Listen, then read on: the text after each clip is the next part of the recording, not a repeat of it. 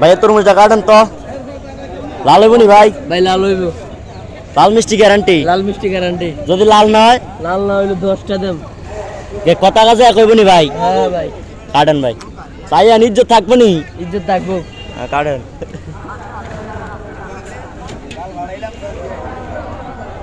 ভাই বুঝ জায়গায় টেন বুঝছেন নি ভাই? ওকে চাইয়েন। এটা সেরকম হচ্ছে রে, ওই জায়গায় আর কোনো কথা নাই,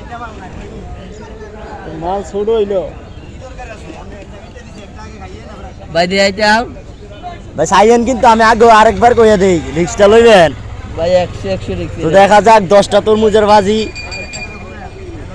ও কি রে? মধু হইছে মধু মধু। যাক ভাই কথা কাজে এক পাইলাম। হ্যাঁ একটু কাটেন তো খাইয়ে দেই।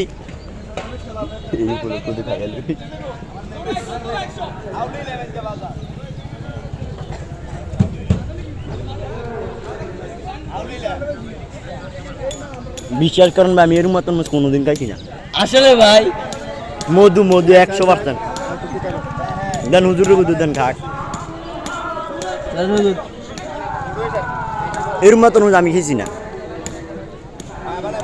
প্রচুর মিষ্টি, প্রচুর প্রচুর। রস মলাই তো ভিজে করবো। শেয়াররা ভাই শেয়ার রইস। ধন্যবাদ ভাই।